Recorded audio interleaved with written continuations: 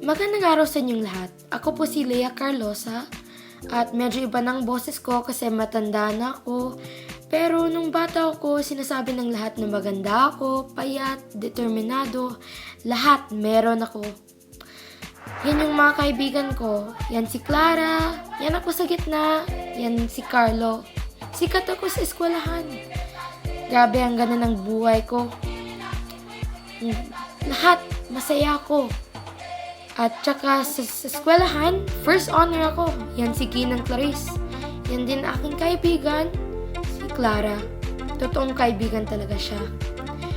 Ang saya-saya ko. Grabe.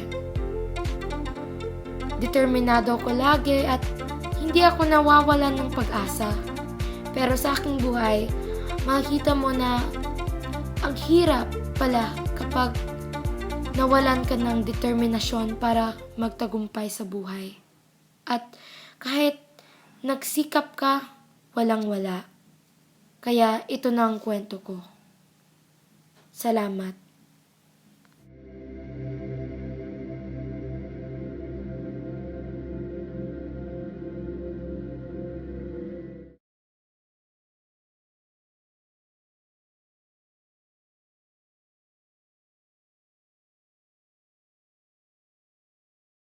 Handa ka na ba para sa unang araw mo sa eskwelahan? Naninervous pa nga ako eh. Kapag naninervous ka, may masamang nangyayari sa'yo. Oo nga po, kaya nga iniisip ko na walang mangyayari sa akin. Ay! Nandito na po ang boss ko. Alis na po. Paalam!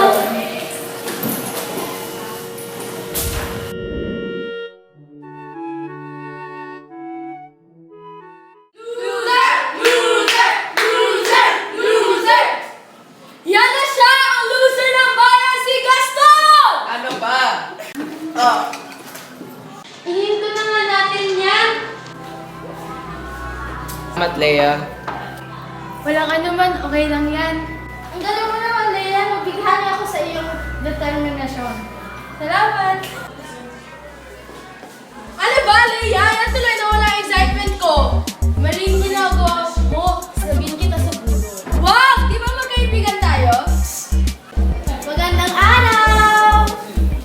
Magandang araw po, Binibini ni Clarice. Nakikita namin sa Jesus sa inyo.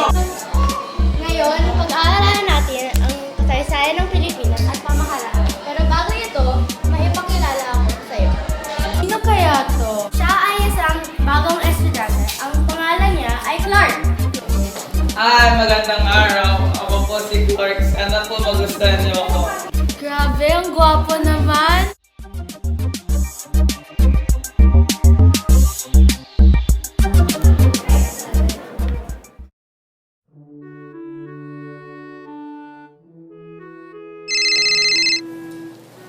Hello? Sino po ito? Uy, Lea! Si Carlo to! Ha? Carlo, paano mo nakuha yung number ko? Ano na lang yan? Alam ko na, hindi ko babae mo si Clark. Talaga? Ano? Sabihin mo na! Ba't ko naman sasabihin sa'yo? Gagawin ko ang lahat! Lahat? Oh, promise! Yeah. Mga tipong babae gusto ni Clark ay mga babae matangkad, matalino, payat. Talaga? Salamat! Sige, paalam! Anak, kainan na.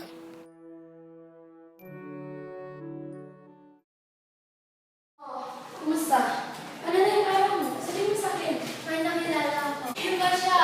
Gwapo at gwapo at gwapo! Anak, may iba pa kaysa sa gwapo. Gwapo nga! Ay, sandali lang po. Sige. At yan ang naging huling pag-uusap ko sa aking mga magulang. Paglipas ng ilang araw, inabuso ko ang aking sarili at nagpakumbaba ako kay Clark. Dahil dito, maraming nang api sa akin, lalong-lalo na si Carlo. At sa ganon, nawalan ako ng pag-asa at determinasyon para magtagumpay sa aking buhay.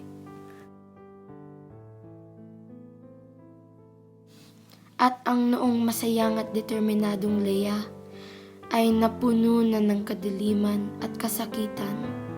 Inabuso kong aking sarili at nagrebelyo ko. Wala na ako eh. Kaya tinanong ko na lang si Clark. Clark, mahal na mahal kita. Mahal mo ba din ako? Leia, hindi kita mahal. Kaibigan na kita. Dahil dito, nagrebelyo ako. Hindi na to naging tungkol kay Clark, kundi tungkol sa aking dangal. Nung nagagalit ang aking mga bukulang, wala akong pakialam kasi nawala na ako eh. Pero dahil dito, may isang kaibigan na hindi nawala ng pag-asa. Hello? Hello, Leia. Gusto mo ba pumunta ng mall? Hindi kita kaibigan. Kung gusto mo akong maging kaibigan mo, eh di tulungan mo ako para makagusto sa akin si Clark. Leia, hindi ikaw to. O diba, tigilan mo na. Ako na lang sa isa mong kaibigan. Nawawala na ako ng oras. Oras? Lahat ng oras binibigay ko sa'yo. Hindi na kita kaibigan.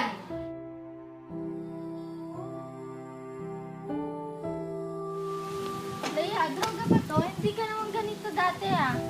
Nawawala ka ng determinasyon at pag-asa. Pigilan mo ang sarili mo. Sa buhay ko, mas mababa ka pa sa ipis. At paglipas ng isang buwan, nawalan na ako ng kaibigan, pag-asa, determinasyon, at karapatan para mabuhay. Gusto ko nang mamatay. Leia! Leia! Huwag mo naman isakripisyo ang iyong sarili. Kailangan ng determinasyon. Ikaw si Leia. Leia na matapang. Pigilan mo ang iyong sarili.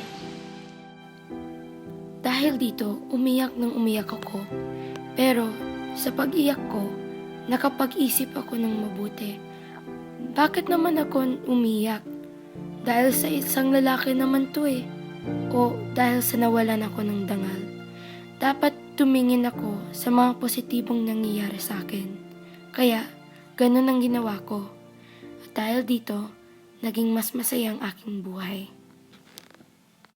Dahil dito, nakita ko na marami pala akong kaibigan. At ito ay dahil kay Clara, ang totoo kong kaibigan. Naging masayang lahat. Hanggang...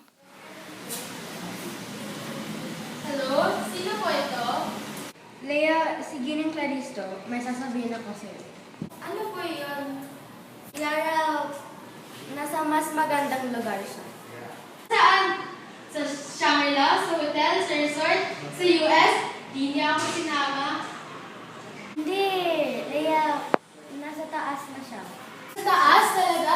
Clara, nasaan ka? Binibiling, baka mamaya binibiro mo pala ako, ha? Hindi, Leia, hindi. Sumakabilang buhay na siya. So, ibig sabihin na namatay na siya? Bakit hindi ko alam ito? Pwede ba tayo makita? Kaya nakita kami ni Ginang Clarice. Parating ka. May isinulat si Clara para sa'yo.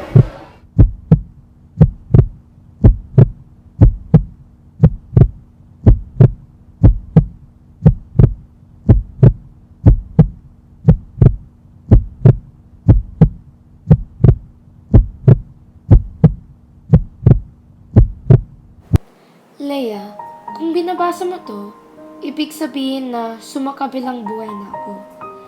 Nalaman ko na may stage 4 lung cancer ko nung nakilala mo si Clark. Hindi ko na lang sinabi sa'yo dahil alam ko na masaktan ka lang. Nung may sakit ako, inalagaan ako ni Ginang Clarice. Dahil wala ang aking mga magulang at aking mga kapamilya ko ay nasa Amerika. Sinabi ng mga doktor na dapat namatay na ako. Noon pa. Pero, mayroon akong misyon sa buhay. At ikaw yun. Ikaw ay nagpakita ng totoong determinasyon para magsikap sa buhay. Magaling ka, matalino at maganda. Alagaan ang inyong sarili. Huwag mong ihinto ang inyong pangarap dahil matapang ka. Mas lalong-lalong na, determinado. Huwag kang mawalan ng pag-asa at kayang-kaya mo to. Salamat sa pagiging totoong kaibigan. Isinulat ni Clara.